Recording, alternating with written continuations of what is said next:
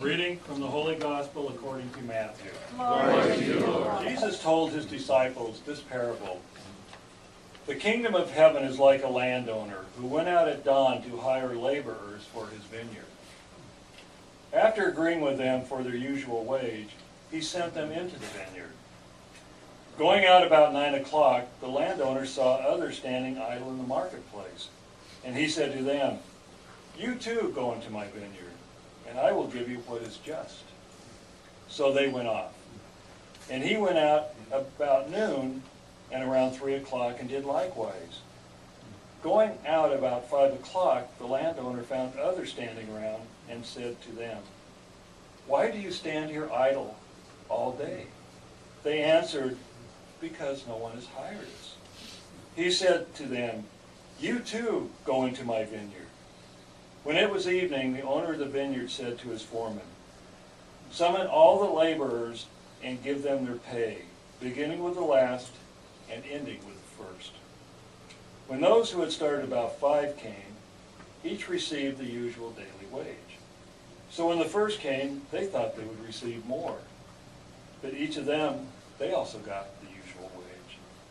And on receiving it, they grumbled against the landowner, saying, "These last ones worked for only 1 hour, and you have made them equal to us, who bore the day's burden in the heat." He said to one of them in reply, "My friend, I am not cheating you. Did you not agree with me for the usual daily wage? Take what is yours and go. What if I wish to give this last one the same as you? Or am I not free to do as I wish with my own money? Are you envious because I am generous?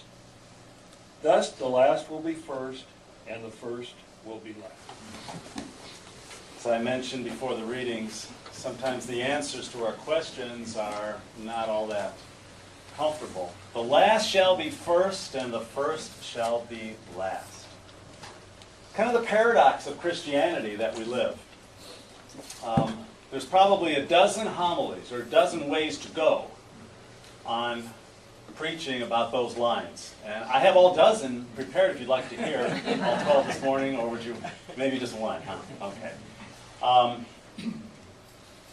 I'm going to be fairly brief, actually, because I'm going to go right to application and turn this into a bit of a dialogue homily where you'll have some input, but I'll do the talking, you'll be doing some writing in a few minutes, okay?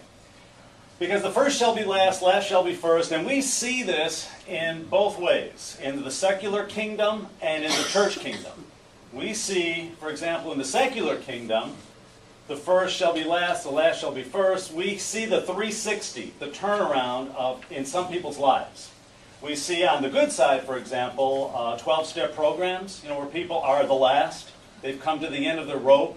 They've lost their house, they've lost their job, they've lost everything, but then they grapple with their internal demons, and they end up being first now. They end up gaining that strength, gaining that peace, gaining that harmony, and turning their lives around.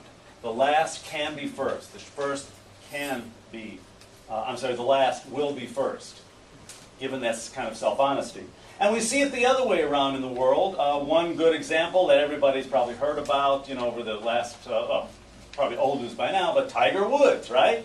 Number 1 on the pedestal, number 1 in the world. And then now, the latest poll that was taken on the most disrespected celebrities, not athletes, but celebrities in general, he ranked number 3, the 3rd most disrespected celebrity. So certainly a person there who was making $110 million in endorsements alone, without even touching a golf club. Now all of his sponsors have left him, and he finds himself kind of in last place, in life. So, we see that turnaround in people's lives. What I want to present to you today, and maybe a way we can have some effect on people that go through this process, are the men and women in our military service. Because they feel the 360 in a way that we probably cannot imagine. There was a wonderful documentary on HBO. And there were several servicemen that were talking about their experience in the military.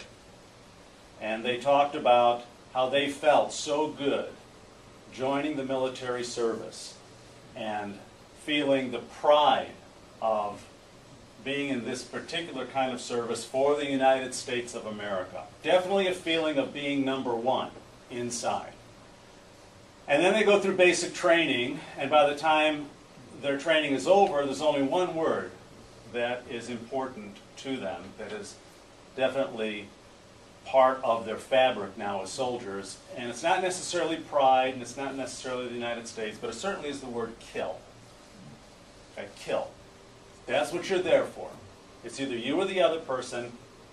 You learn how to do it well. You learn how to do it without question. You learn how to do it.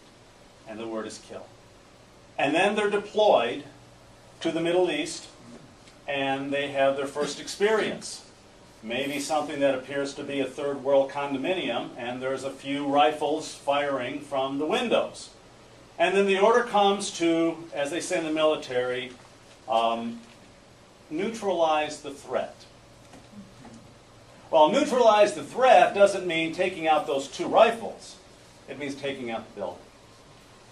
And then the soldiers go into the building and realize that in the rubble are women, children, unarmed people, but they have neutralized the threat.